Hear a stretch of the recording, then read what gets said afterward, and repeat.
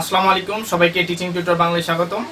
তো আজকে তৃতীয় ক্লাস ক্যালকুলাস 1 এর। তো ইতিমধ্যে দুইটা ক্লাস আপনারা করে ফেলছেন। তো কে কেমন ক্লাস করতেছেন, কে কেমন বুঝতেছেন অবশ্যই কমেন্ট বক্সে জানাইতে হবে। তো আপনারা আমার ইন্সপিরেশন, ওকে।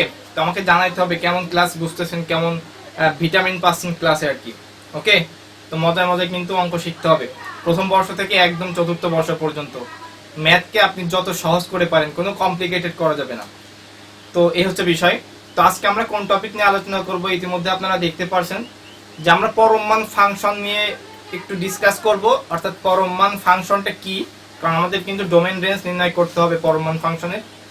তো একটা কথা মাথায় রাখবেন, আমরা আজকে যে ক্লাসগুলো করব এই অর্থাৎ যে ফাংশন পরিচিতি, পরম মান ফাংশন সহ কিছু ফাংশনের বিভিন্ন আকার, মানে ফাংশনগুলো এই টাইপের হইতে পারে। তো এই সহ এই ফাংশনগুলোর কিন্তু আমরা ডোমেন রেঞ্জও নির্ণয় করব। এরপর থেকে আমাদের পুরোপুরি ম্যাথে চলে আসবো। তো এই জিনিসগুলা বেসিক জিনিস, অবশ্যই আপনাকে জানতে হবে। তো এই ক্লাসগুলো আমি আগেই বলছি, যারা 9-10 এর সায়েন্সের স্টুডেন্ট, তো হায়ার ম্যাথে কিন্তু জেড ফাংশন আছে। তো আজকে এই মানে একের 10টা ক্লাসই 9-10 যে হায়ার ম্যাথ আছে সেই ক্লাসের সাথে সামঞ্জস্যপূর্ণ।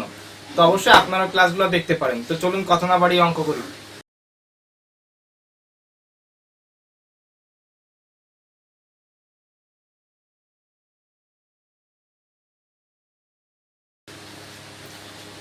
তো এখানে আমরা দুইটা জিনিস শিখতে পারি। একটা হচ্ছে দেখেন, আমরা এখানে বলছে যে মানে পরম মান ফাংশনটা কখন হবে। দেখেন লিখতে পারি যে কোনো বাস্তব সংখ্যা x এর মান, যে কোনো বাস্তব সংখ্যা x এর মান 0 বা ধনাত্মক বা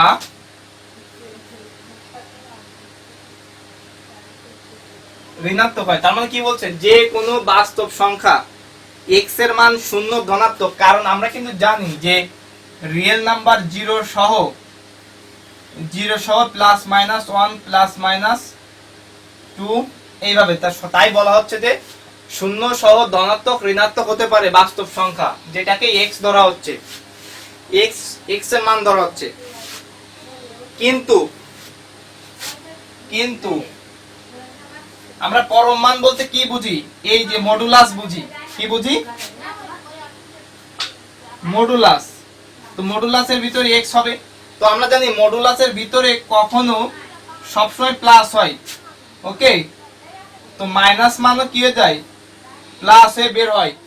তো এই মডুলাসটা একটা ফ্যাক্টরি মনে করতে পারেন। এই ফ্যাক্টরির ভিতরে আপনি যাই দেবেন সব প্লাস হয়ে বের হবে। কিন্তু mod x এর মান 0 বা ধনাত্মক হবে, ওকে।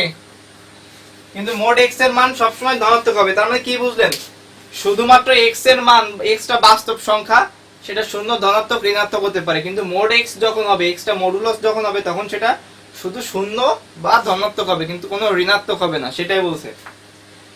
তো দেখেন কিভাবে লেখা যেতে পারে mod x কে।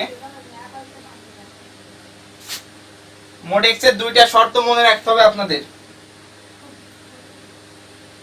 x যখন x এর মান আমি কি বলেছি, 0 সহ, এখানে কি বলছে 0 বা ধনাত্মক। তার মানে 0 হতে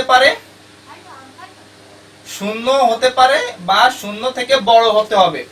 এইটা যখন -x হবে, তখন -x হলে x লেস দ্যান 0 হবে। তার মানে x এর মানটা মাইনাস ধরবো। কেন x এর মানটা মাইনাস ধরবো? এই মাইনাস আছে, আর x এর মান যদি মাইনাস ধরি তাহলে কি হবে দেখেন, এরকম হবে না? তো আমরা একটা एग्जांपल দিই, দেখেন। আমি কিন্তু সুন্দরভাবে সাজাইছি আপনাদের জন্য। সেটা কিভাবে দেখেন, অথবা mod x, এটাকে তিনটা ভাগে ভাগ করা যেতে পারে। সেটা কি কি? এখানে গ্রেটার দ্যান ইকুয়াল হচ্ছে, তার মানে x যখন x ইকুয়াল 0 হতে পারে, x যখন x গ্রেটার দ্যান, মানে এই গ্রেটার দ্যান ইকুয়াল কে একটা ইকুয়াল একটা গ্রেটার দ্যান করলাম,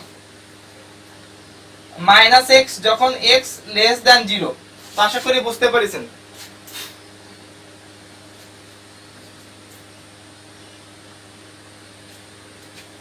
তো আমি যদি এক্সাম্পল দিয়ে বুঝাই,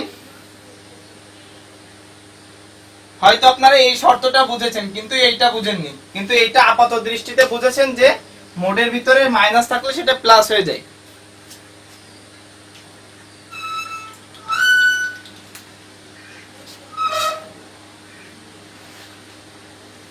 তো দেখেন মোড 0 মানে 0, তো আমরা বলেছি যে 0 কে মোড করলে 0 হচ্ছে। এখন যদি আমরা 3 কে মোড করি অবশ্যই 3 হবে। এখন যদি আমরা -3 কে মোড করি তাহলে কি হবে, ভালো করে বোঝেন। -3 কে, তো এইখানে একটা শর্ত আছে, দেওয়া আছে, দেখেন এই যে শর্ত, যেটা আমরা সরাসরি এটাকে 3 লিখতে পারি। ওকে, সরাসরি এই মোড 3 কে আমরা 3 লিখতে পারি, কিন্তু এটার মানে এইভাবে বোঝায় যে -3। তার মানে x এর মান যখন মাইনাস হবে তখন তার আগে x এর মান একটা মাইনাস ধরে নিতে হবে। তার মানে x এর মান হচ্ছে এইটা, x কত, -x। তো দেখেন এটা -x, তো এটা 0 থেকে কত হতে হবে, ছোট হতে হবে। তো ছোট একটা সংখ্যা মনে করেন এই মাইনাস আর এই -1, তো ঠিক সেইভাবেই হচ্ছে বিষয়টা। তো যাই হোক, এটা হচ্ছে শর্ত অনুযায়ী। তো এক বাক্যে আপনারা মনে রাখবেন যে আমরা কি করতে পারি, একবারে এটাকে আমরা এই 3 লিখতে পারি, এটা মাথায় রাখলেই হচ্ছে। তো এটা ছিল হচ্ছে আমাদের পরম মান রিলেটেড বিষয়।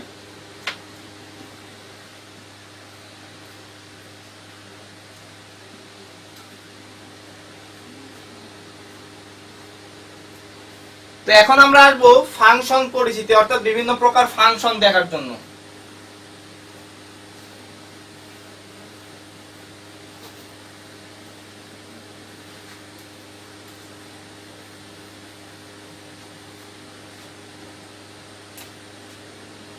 একে এটা শিখলাম, তাহলে 2 এ আমরা করব ফাংশনের বিভিন্ন আকার। তো এখানে আমরা যে ফাংশনগুলো লিখবো বিভিন্ন আকার, এটা বাদেও কিন্তু আরো অনেক ফাংশন আছে, তো সবগুলো আসলে পসিবল না, তার জন্য প্রয়োজনীয় গুলাই লিখবো। দেখেন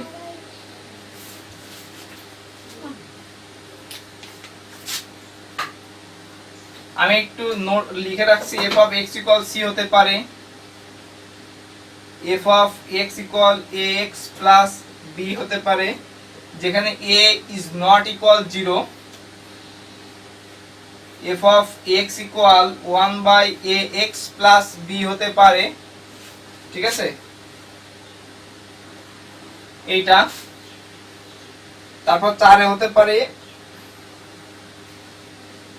ax plus b by cx plus d, যেখানে a c not equal 0, f of x equal x square minus a square by x minus a। তারপর 6 লিখতে পারি f of x equal x minus a by, এটা উল্টাই দেব, x square minus a square, এটাকে উল্টাই দিলাম, উল্টাই দিয়ে আমরা এটা পাচ্ছি। ওকে, এরপর সাথে আমরা লিখতে পারি f of x equal root ax plus b, যেখানে a টা 0 থেকে বড় হতে হবে। ওকে, তারপর 8 এ আমরা লিখতে পারি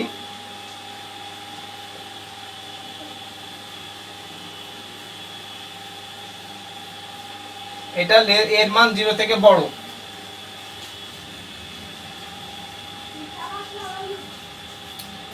এটা 1 বাই, আমরা কিন্তু মূলত দেখবেন 9 10 এ এরকম ফাংশন আমরা করে থাকি, তারপর এই ফাংশনগুলো করে থাকি ম্যাক্সিমাম টাইপের, root over ax plus b। তো এখানে অবশ্যই a টা 0 বাদে হতে হবে,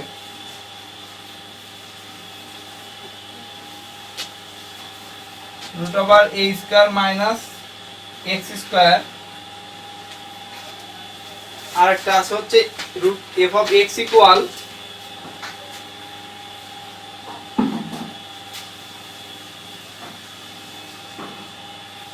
এটা উল্টাই দিতে হবে x square minus a square, অর্থাৎ এটা উল্টাই দিলাম f of x equal a x square plus bx plus c। তো এখানে a নট ইকুয়াল 0। তো এই ছিল হচ্ছে আমাদের ফাংশনের বিভিন্ন আকার। তো আমরা এই ফাংশনের বিভিন্ন আকার থেকে আমরা ডোমেন রেঞ্জ নির্ণয় করব। তো পরবর্তী ক্লাস অবশ্যই দেখার আমন্ত্রণ থাকলো, কারণ আমাদের যখন আমাদের ক্লাস 4 থেকে কিন্তু আমরা পুরোপুরি অঙ্কের ভিতরে ঢুকে যাব। হ্যাঁ, তো ক্লাস 1 2 3 এটা ছিল হচ্ছে ফাংশন এর ডোমেন রেঞ্জ নির্ণয় অধ্যায়ের বেসিক 3টা ক্লাস। তো এরপর আমরা যে 7টা ক্লাস করব, 7টা ক্লাসই কিন্তু পুরো ম্যাথ রিলেটেড, অর্থাৎ পুরো অঙ্কের বইয়ের যে এক্সাম্পলগুলো আছে সেগুলো আমরা সমাধান করব। তো অবশ্যই ক্লাস 4 থেকে আপনারা মনোযোগ সহকারে করতে হবে, এবং ক্লাস 4 করার আগে অবশ্যই এই 3টা ক্লাস আপনার ভালোভাবে বুঝতে হবে। তো আজকের মতো এখানে, পরবর্তী ক্লাসে দেখা হবে। আসসালামু আলাইকুম।